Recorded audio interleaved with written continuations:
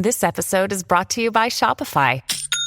Forget the frustration of picking commerce platforms when you switch your business to Shopify, the global commerce platform that supercharges your selling wherever you sell. With Shopify, you'll harness the same intuitive features, trusted apps, and powerful analytics used by the world's leading brands. Sign up today for your $1 per month trial period at shopify.com/tech, all lowercase. That's shopify.com/tech. The traumas that we experience can deepen our empathy, that they can be made meaningful and part of purpose in life if we allow that to open our hearts to others who are struggling and suffering. It creates connection in a way that I don't know another way that could do it in a deeper way.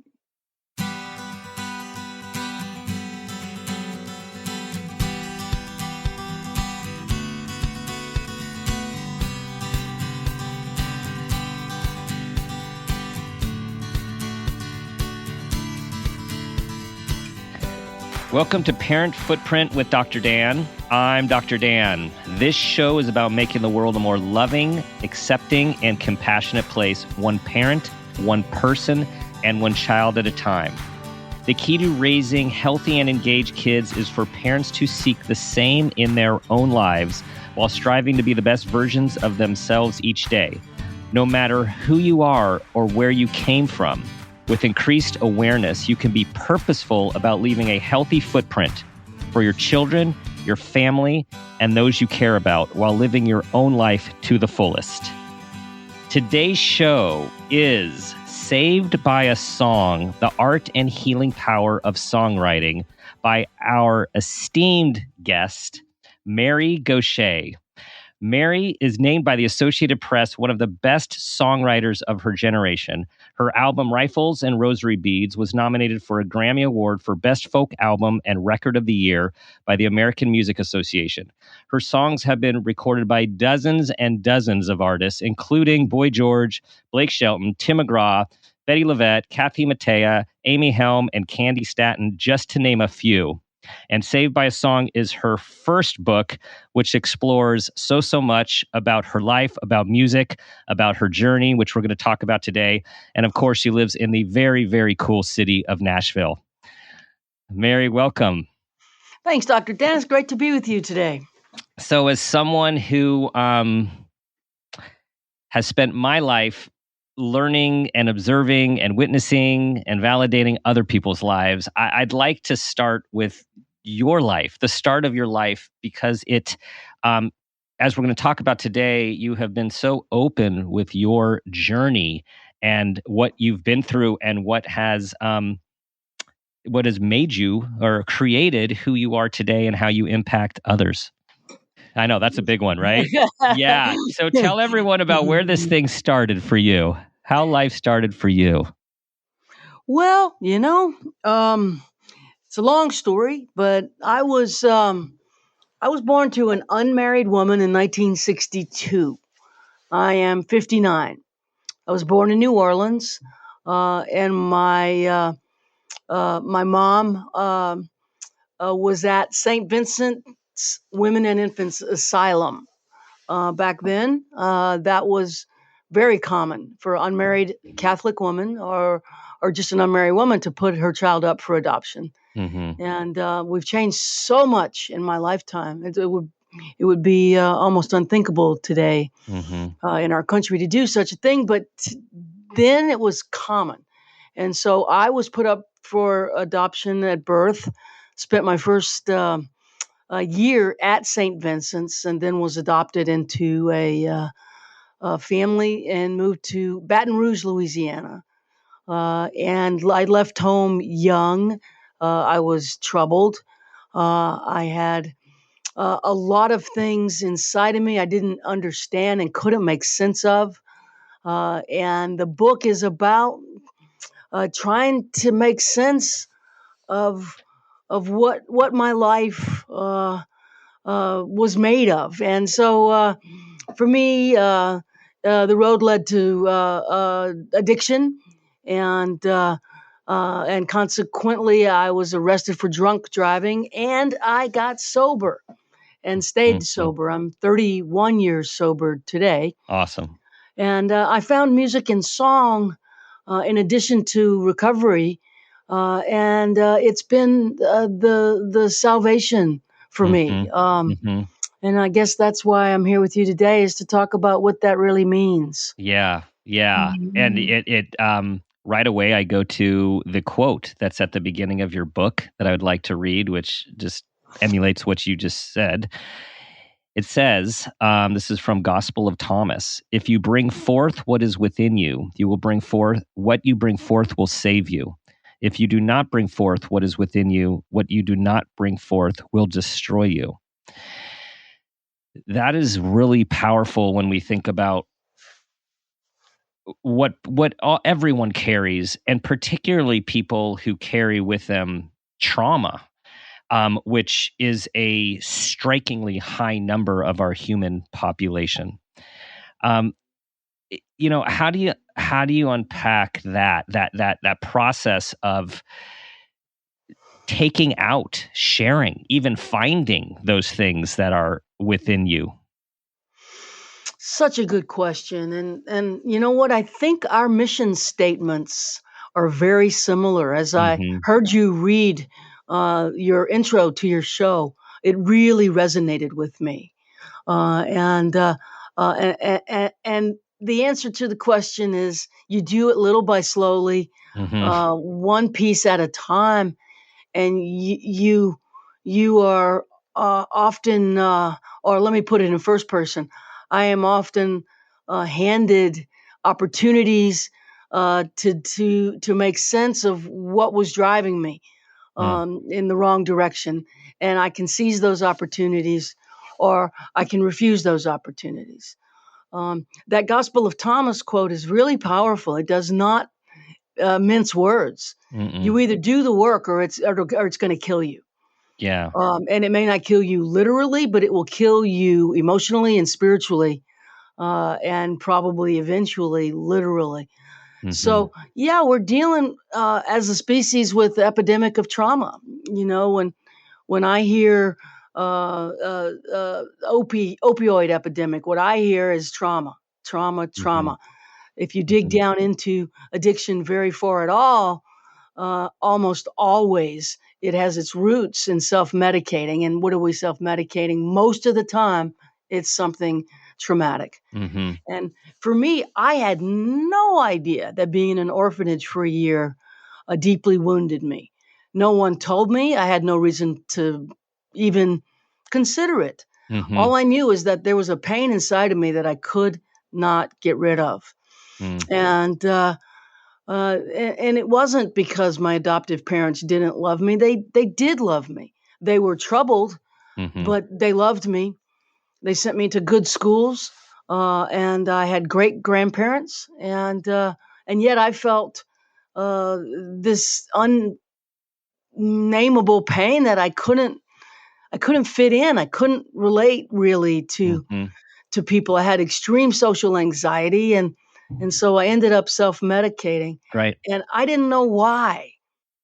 And that's the journey, is to get sober and then start to ask, why did I Mm-hmm. end up that way? Mm-hmm. And those are the things that I think recovery, music, and song have been able to reveal to me and give me the chance to work through. Mm-hmm. And the process, just reading about different aspects of your life, and all the work that you have done, it's just so important that all the listeners understand that healing and becoming aware is a process that meets many roadblocks and very a step forward, five steps back. And it's not like you just get it right. It's just like it is. And there's no also how I've read about how you think about songwriting. It's like there's no prescriptive like actual path that's like this is exactly what you do. You just take one step at a time and you try to keep on going. That's it. It's a commitment to growth. It's a commitment to discovery. It's a commitment to long term uh, uh, it's not overnight. So it's a long-term process Hmm. that takes so much longer than you think it would in the beginning. And for me, I have spent my life working through what happened to me when I was a baby. Hmm. And so the beautiful part of that for me is I've made art from that, Yeah. and Yeah. um, I've learned, and this is important, I think, that the the traumas that we experience can deepen our empathy. Hmm. That they can be made meaningful and part of purpose in life if we allow that to open our hearts to others who are struggling and suffering. It creates Yeah. connection in a way Hmm. that I don't know another way that could do it in a deeper way. Yeah, and I was gonna save this till later, but you just opened the door, so I have to read this to everyone. And this is at the end of your book. All right, so everyone, listen to this powerful quote. People ask me if I believe songs can change the world. My answer is yes, absolutely. Here's how. A song can change a heart by creating empathy. A changed heart has the power to change a mind. And when a mind changes, a person changes. When people change, the world changes. One song, one heart, one mind, one person at a time. Songs can bring us a deeper understanding of each other and ourselves and open the heart to love. I, We talk the same language, Doc. yeah, I just got the same feeling reading it as I did when I first read it, and I just felt like that just has to come through you, like that. That Yeah, I'm kind of speechless. Hmm. Hmm. Yeah, we uh, just to talk about songs and songwriting for a minute. The music business in the history of music and song is a relatively new phenomenon. Let's say it's been around for 100 years, as we know it. So that's a very short period of time in the history of human music and song. So I think it's really important that we look at music and song not just as a product of the music business, but as something that can connect us, especially those of us who are dealing with trauma, in a way that has really powerful, positive consequences. Mhm, I absolutely couldn't have made it through school without the music program. mhm, Music was so important. It was the 1 hour of a day where I felt safe. mm, And I knew that I could sing with my class and fit in and feel at home. There was a, a place where little Mary really mm, got happy, and it was music class. mhm, Um, I think kids need music and song, and I think adults need music and song, not just as a product for escapism and sheer entertainment, but as a way of seeing their own experiences reflected in a song. mhm. Um, and so I work as a songwriter and as a songwriting teacher with people who are often not songwriters and help them to pair up with a songwriter and get their story told in song. I've worked with veterans now for 8 years Yep. who are struggling with PTSD and moral injury, which is a horrible injury to the soul, where war makes you go against your own values, and it hurts you Mhm. as a human being. It hurts you, and you carry that wound as a form of trauma.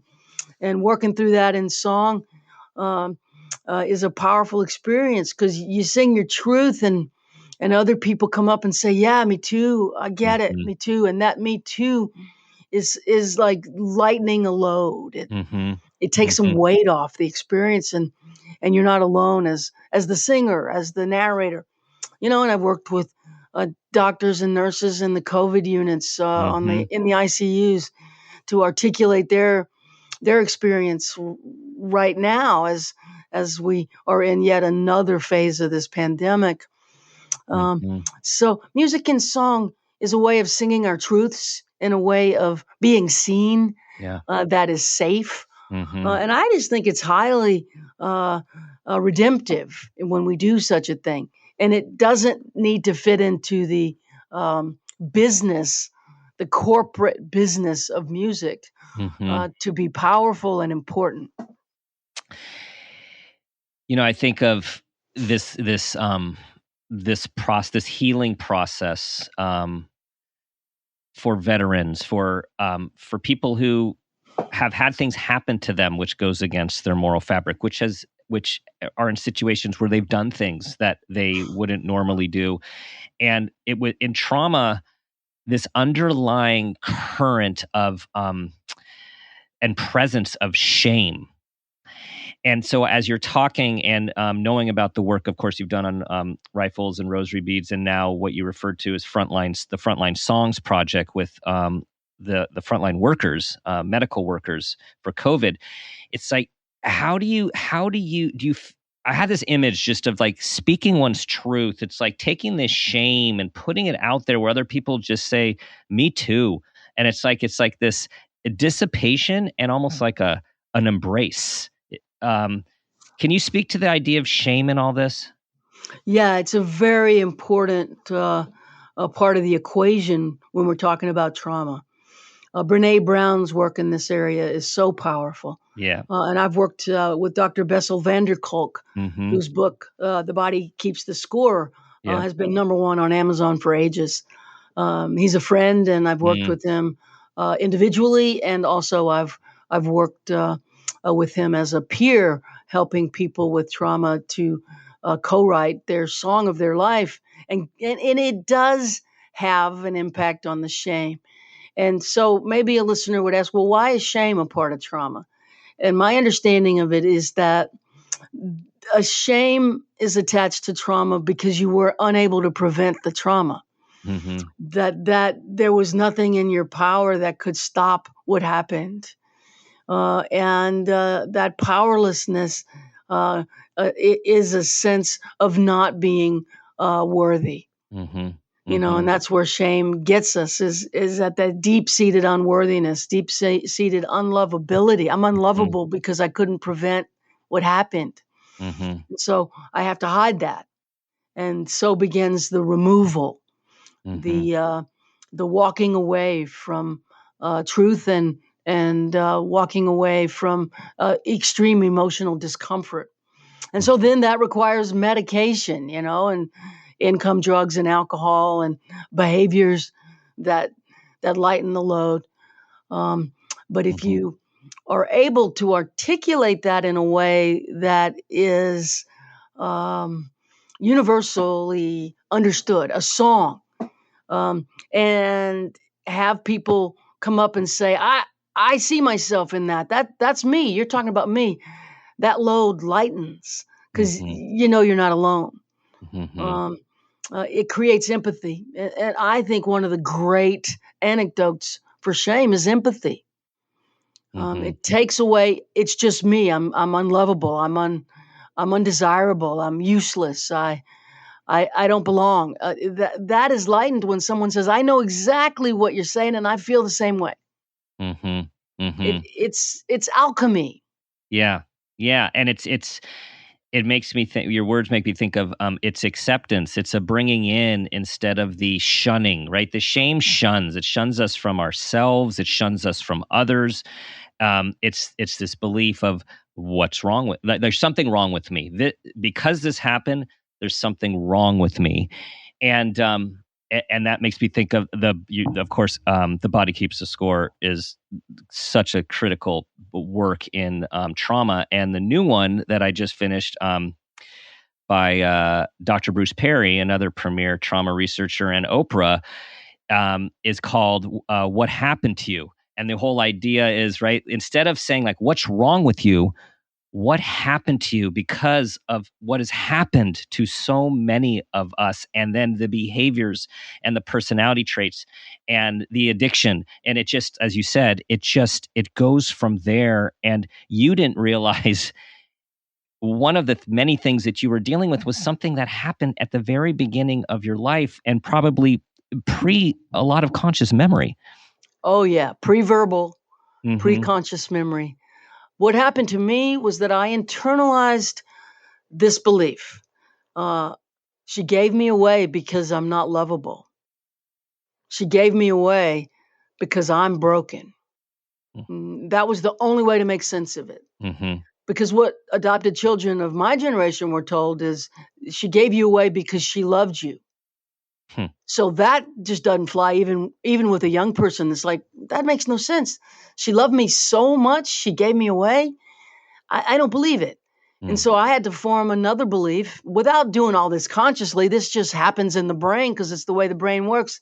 The belief that solidified in my brain is that I'm unlovable. And I really carried that without understanding that that's what hurt all the time. Mm-hmm.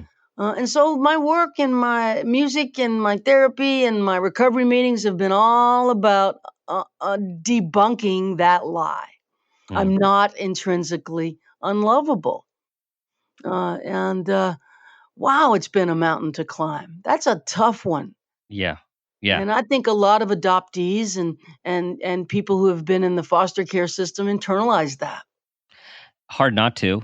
As you said, even with loving foster parents, adoptive parents, hard not to, because our early narratives, we really have like no idea until we examine our narratives about what. And again, now I'm making the connection. Of course, a song, a narrative. It's like, how do we rewrite our narrative? But first, we have to know what our self narrative is to even know that it could be faulty and that it could use some tweaking. Right, and here's where music and song come in, because it asks of us to be honest and vulnerable and emotionally true. The facts don't matter in a song. What matters is the truth. And the truth is an emotional truth. It doesn't have to be factual. The song, in fact, is even better if it's fiction, but it has to be true to be good. Mm-hmm. And true is in music and song emotionally true. Mm-hmm. Song, I think, is what feelings sound like, and it deals specifically with emotion. Music and song, it's about emotion, and we feel the same when we listen to a song together. And we may not even be able to articulate what that emotion is, but we can point to that song and say, that's how I feel. Mm-hmm. Mm-hmm. I'm imagining you as a teacher, a songwriting teacher and coach. I imagine you're doing, and having been in a lot of counseling and therapy, I imagine there's this crossover, because you're trying to help people get to their truth. Particularly what I've seen in some of the videos and working with the frontline workers and the vets. Like, this isn't just, okay, let's get a little lyric here. This is helping them go within. Yes. And that's the master stroke of all of this that makes this art form so much more important than the music business. Helping music and song will help guide us as songwriters or songwriting teachers or people who are interested in pairing with the songwriter to a truth that we were blind to.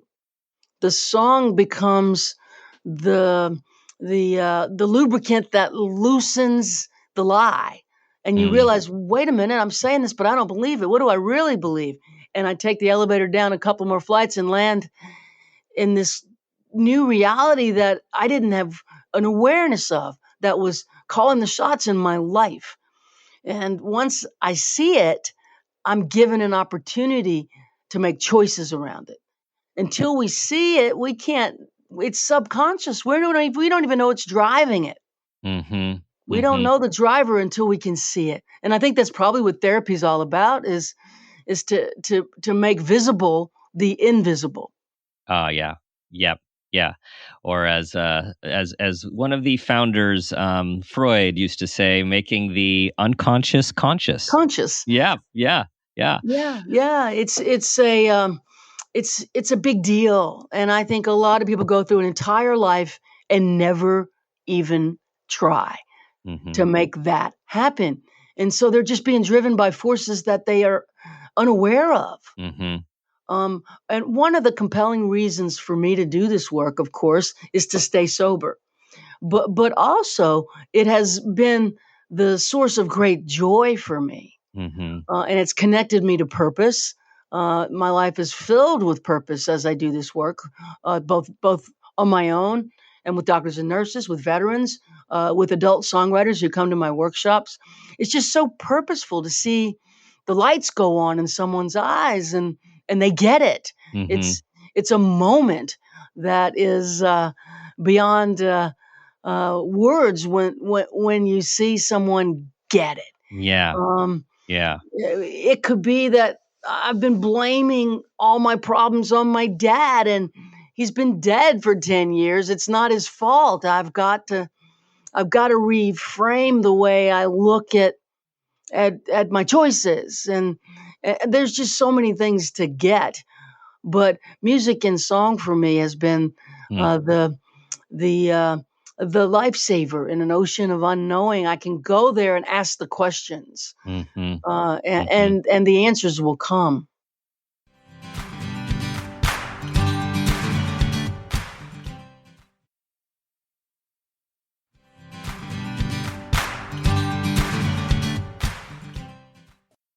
Mary, you truly are you're a healer and a guide, right? I mean, your avenue, tool, implement is the song, and it's through the song that you're a healer. Yeah, I mean, that's a big thing I know maybe to put on you, but if I can like push, do you feel like this is a sort of transcendent purpose for you in life? Absolutely, because I know it works. Mm-hmm. I have seen veterans. I work with a veteran who, 2 years later, thank God, told me that he had planned his suicide and had a date Mm. before we worked together. I did not know that when we were working together, but I knew he was deeply traumatized with layers and layers of trauma. He had been in an explosion in the Humvee he was in. He was in a wheelchair.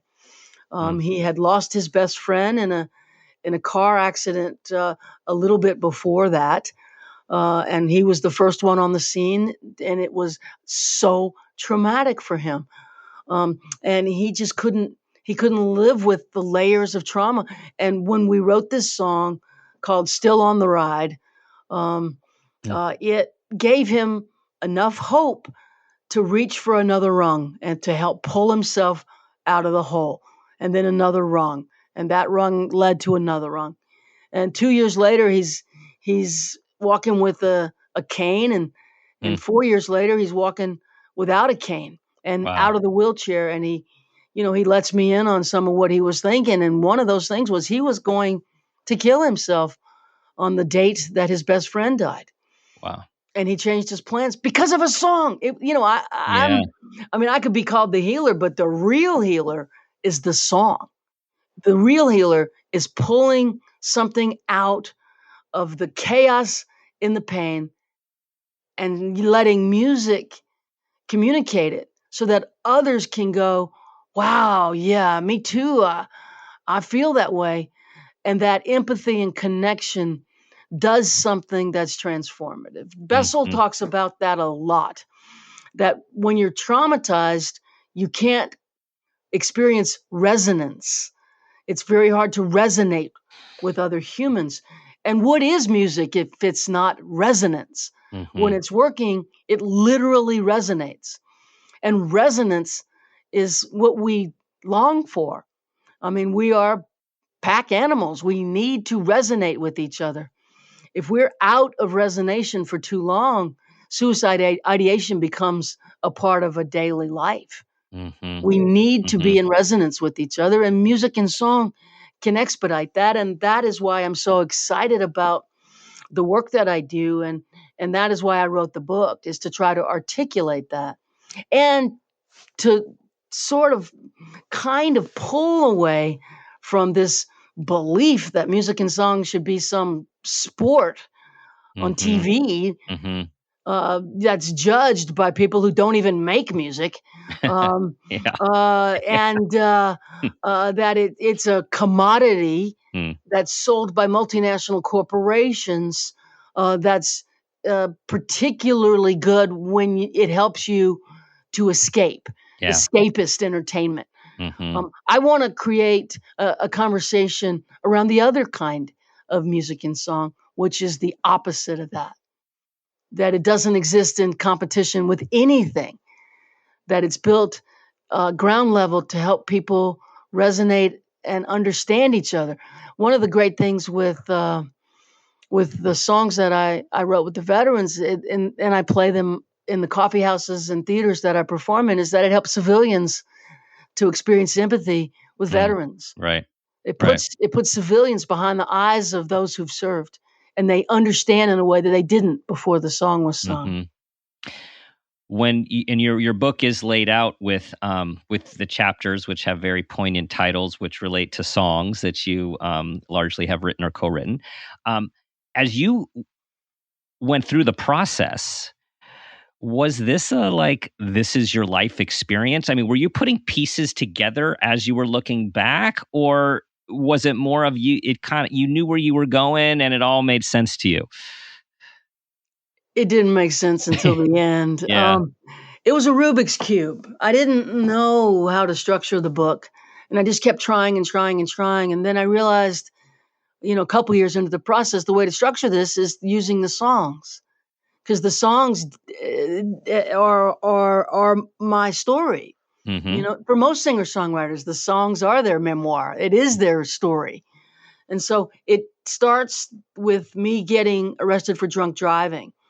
And the song that I attach to that chapter is I Drink. Mm. And then I attach a lesson to the song.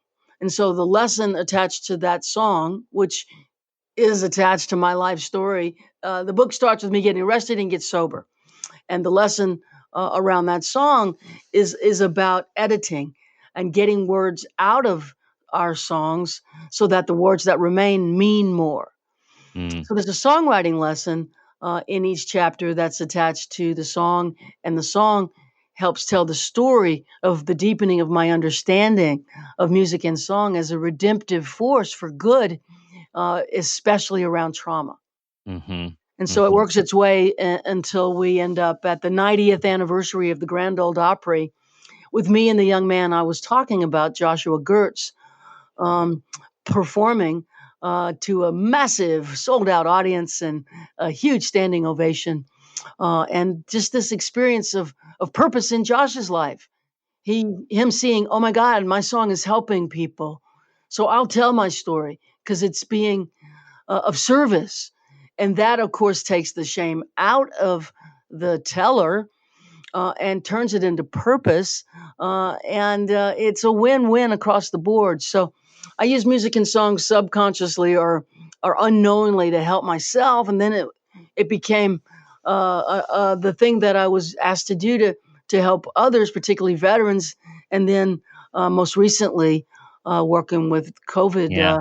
Yeah. doctors and nurses in the COVID wards. But it's it's in retrospect that the structure makes perfect sense. In the Yeah. middle of it, it was chaos and Yeah. confusion, just like a song. I was in the dark. I didn't know what I was doing. I had to find it. Mm-hmm. And when you look back, as you look back on your life and through your stories and through your narrative and what you share with in so many venues, I have to ask, as a country music fan, as someone who's been to the Grand Ole Opry, as someone who has experienced the mystique or just of being there, for you to be invited to sing, I mean, what at the 90th anniversary, what was that? What did that mean for you to be on that stage at that moment, particularly with who you were standing with? Well, to be honest, these huge moments that happen, I can't fully internalize them while they're happening. Mm-hmm. I Mm-hmm. The understanding expands over time. I realize, wow, I got to do that on the 90th at the Ryman, which Yeah. is the historic home of the Opry, Yeah. Yeah. and Veterans Airlift Command, which is an organization that borrows corporate jets to fly veterans to medical emergencies and family emergencies with volunteer pilots at no charge, flew Josh in because he couldn't get on a commercial flight. He was still in the wheelchair at the time. So all of these things happened to make it possible for him to sit on that stage with me and play harmonica.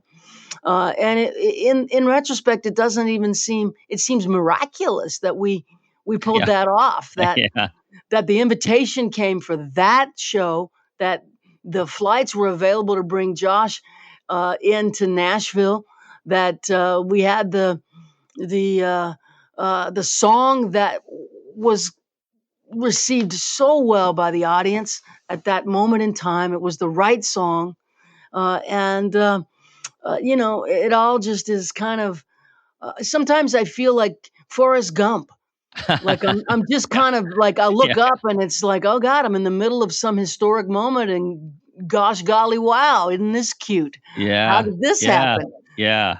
Yeah. It's a magic carpet ride sometimes. And, I don't know how a lot of this lines up. The universe certainly has been kind to me. And I think once you're in purpose, and you're aware that it's not really about you, it really is about the process and those people that can be served by your purpose.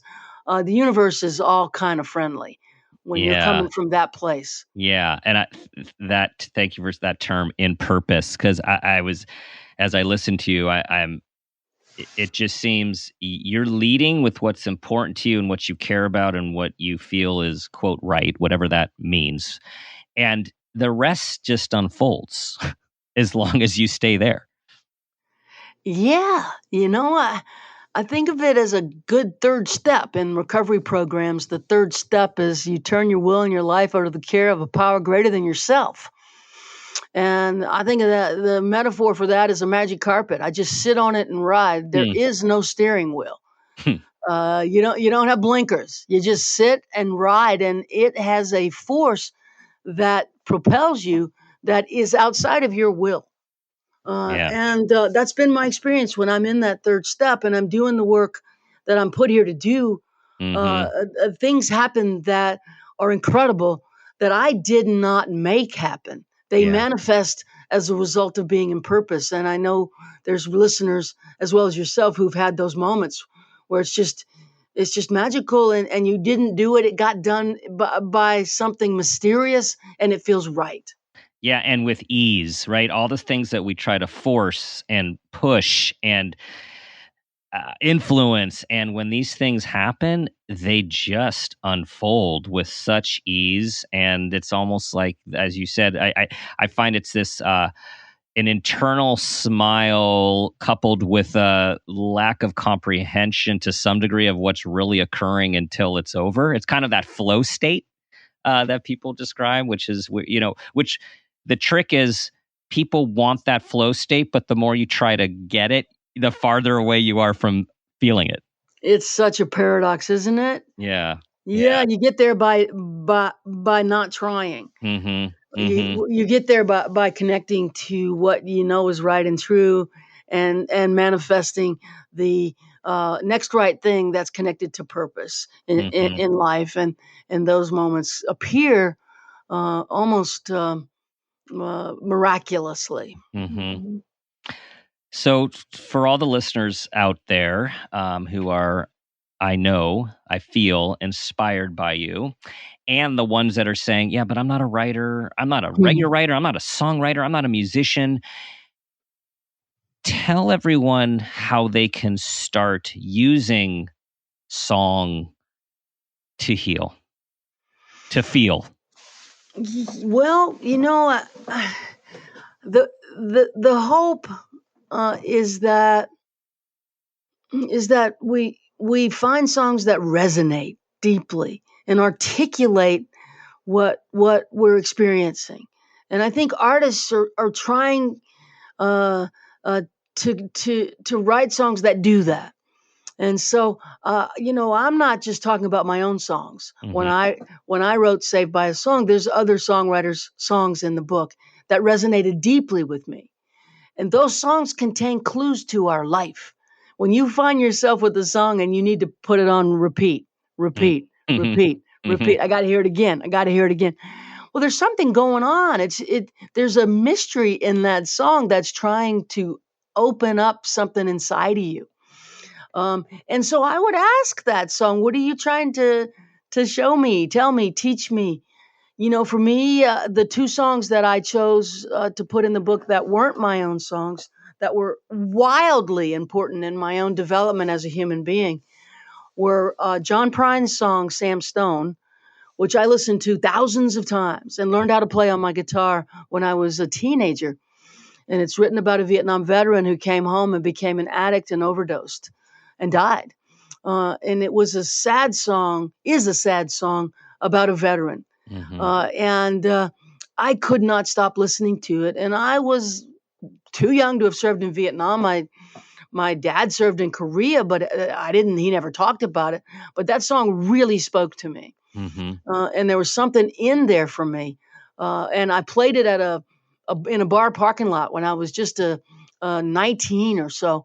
And Vietnam veterans that were bikers that drank at the bar would come gather around me and listen and ask me to play it again. Sam Stone, Mary, play Sam Stone again. And it would bring them to tears. And they'd experience the emotion of that and, Hmm. and ask for it again and again and again. And it showed me the power of writing from a perspective of a soldier, about a soldier, Hmm. and how important that was. And it was an anti-war song without saying anything against the military or the government. It just told the story of what could happen to a soldier. Hmm. By doing so, it didn't preach, it created empathy. And it was one of my great teachers as a songwriter, and it was prescient. It pointed to one day you're going to be working with veterans Hmm. a lot in a Yeah. war that it wasn't even, it couldn't even have been imagined when I first heard Sam Stone that we would end up in Iraq and Afghanistan. It Hmm. was 25 years before Yeah. 9/11, but also the song Mother by John Lennon. Wow, that song. I had to listen to it over and over and over. And what John was articulating was it was a door that I had to walk through to get to my own story of my own adoption trauma. Mm. And what John was talking about was my own emotional truth. So I think as listeners, these songs, um, uh, songs that you really feel have information or something, those are the songs that are pointing you to the work. I think Mm. that's what songs can do. Mm. Mm. So I'm going to oversimplify here. The songs that speak to you, keep listening to them. They're telling you something. They're teaching you something. They're opening you to something, and to try to allow yourself to feel, allow yourself to listen. I believe so. And then ask what is this asking of me? Is there something inside me that that needs to come forth around this song? And why is this resonating so deeply? Hmm. Hmm.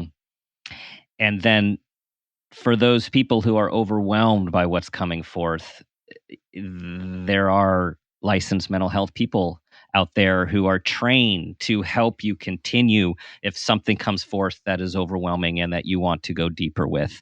Absolutely. And that's been part of my story all along, is working with therapists along the way. I mean, I went inpatient again at 18 years sober, which I talk about in the book, because I had another monkey on my back. I was sober, but I wasn't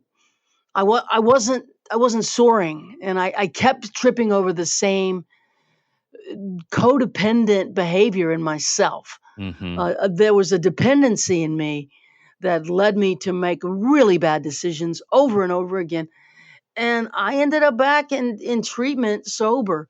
And I'm always willing to go get the help that's available when evidence Yeah, yeah, appears that yeah. I need it. I Mm-hmm. think we're really lucky to live in a time when so much real help is out there. Mm-hmm. And now the one of the silver linings in the pandemic is that telehealth has exploded and boundaries have been dropped for access for more and more people to get this kind of help. Yes. Yeah. So, Mary, it's so much more to talk about. Yet it's time for the parent footprint moment question. Okay, here it is. Tell us about a time that you became aware of yourself as an individual, an awareness about your parents, an awareness about anyone that you play the role of parent with, and that new awareness had a positive impact on you, those you love, and those you care about. This is such a good question. It makes me want to go back and listen to every one of your podcasts and get the answer to this question from all of your guests, because what a good question. That is a great question. And I'm going to answer it this way. I was playing a show in New Orleans, the city where I was born. And it was after Katrina and pretty close after Katrina at the Ogden Museum of Southern Art. And the show was deeply resonant for a lot of reasons with the audience because they were vulnerable, having been traumatized and through the catastrophe of Katrina. And my songs, actually, I have the soundtrack for that and can speak to it. And I really connected that night. And towards the end of the show, I realized I needed to pull out my credentials and say, "Hey, y'all, I was born in this town." And I said something I had never said on stage. I said I was born at St. Vincent's and adopted when I was a year old. And that's the story I was told as a kid, and I never heard it expanded on or thought past that at all. That was the story. And just wanted to say, hey, I was born here. I'm from Louisiana. I was born at St. Vincent's. And after the show, someone came up to me and said, hey, my mom used to volunteer at St. Vincent's holding the babies because there were more babies than nuns. And I wonder, what year were you in there? I said 62 to 63. She said, I bet my mom held you. And that just blew me away. I had no knowledge of that. No one told me anything like that or about that. I'm sure no one knew about that except for the woman who came and told me. And that really kind of cracked me open. And then the promoter of the show said, hey, let's go get lunch tomorrow and let's go to Casimoto's and get oyster po' boys. And that just happens to be on Magazine Street, where St. Vincent's is still on Magazine Street. It never occurred to me St. Vincent's was still there. Never occurred to me. To me, it was a fairy tale. I had the understanding of a child around that place. And as an adult, it never, ever deepened. And so we're driving to get po' boys, and she goes, hey, St. Vincent's right up there. You want to see it? And she just pulled the car over and in front of St. Vincent's, which at the time was a rundown boarding house. The Catholics had left a decade before, and it was just a rundown, once mighty institution. And I found myself walking into the place where I was relinquished and adopted. And that transformed me. There's a marble stone at the front door. It said St. Vincent's Women and Infants Asylum. And it made it so real. And it all became not a fairy tale anymore. It became real. And so how did this end up becoming a positive experience? Well, I had to go through the process of shock and grief. And then I felt the call. I had to write a record called The Foundling and explore everything I could find around adoption trauma, and how to heal from that. And so I did a lot of research. I read 75, 76 books. And there were two writers that really jumped out to me. B.J. Lifton, Betty Jean Lifton, and Nancy Verrier. Nancy's book, The Primal Wound, is one of the classics in adoption literature. Yeah. And B.J. Lifton, Journey of the Adopted Self, is an intellectual understanding of the process of being orphaned, even though you have four parents. So all of this was an education for me, and I started to metabolize what happened to me as an adult, as an educated adult. And I wrote my way to the other side of it. using the books I read as a jumping off place for a concept record I wrote called The Foundling. And it wasn't a year after The Foundling came out and I toured it that I was then asked to work with the veterans and take what I had done internally with my own story and use the same skills to help work with veterans with PTSD. The magic carpet. It's a magic carpet. Wow. Go Shay Gump on the magic carpet again. Go Shay Gump.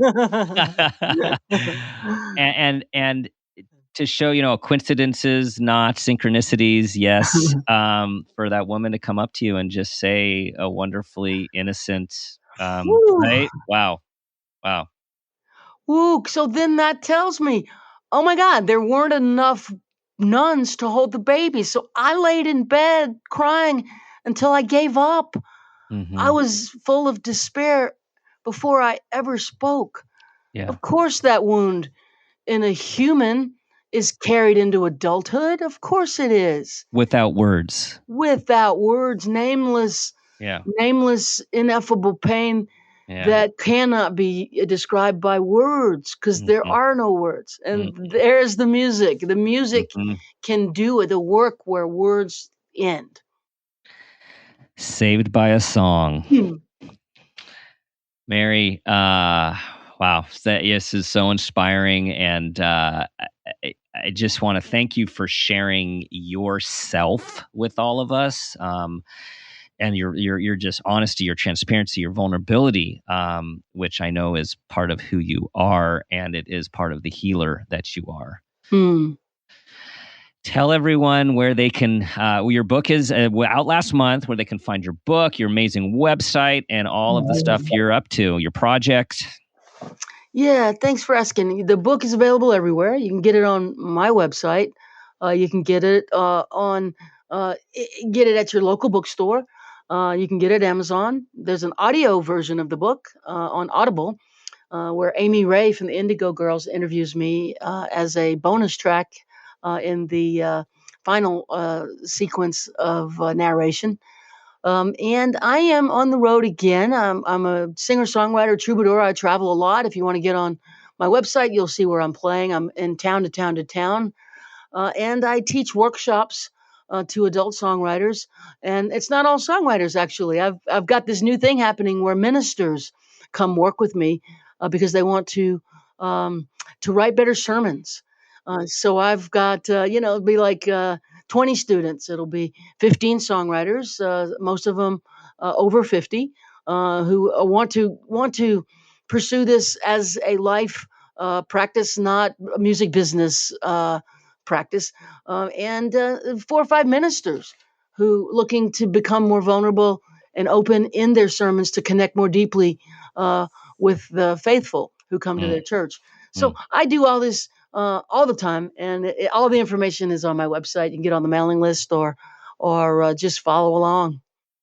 And if you all could see Mary's face as I can, she's glowing and she is completely in purpose. It's wonderful. It's a gift. Yeah. Thank you, Mary. Thank you. What a wonderful interview. Thank you so much. That concludes our meaningful show, everyone. You know what to do. Tell everyone about this episode. Please share it. As Mary is a healer, it will continue to impact people as she does in all of her modalities. Subscribe to our community. We'd love to have you.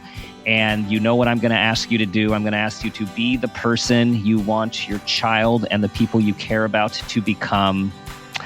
And ask yourself the guiding question that I ask myself every day. What footprint do you want to leave?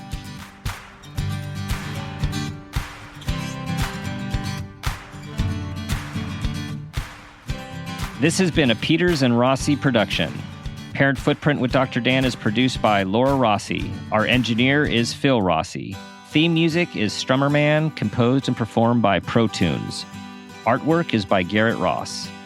Follow us on Instagram and Facebook at Parent Footprint Podcast and on Twitter at Dr. Dan Peters.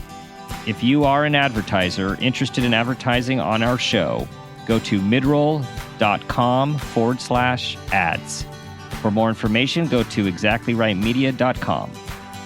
Listen, subscribe, and leave us a review on Apple Podcasts, Stitcher, or wherever you get your podcasts.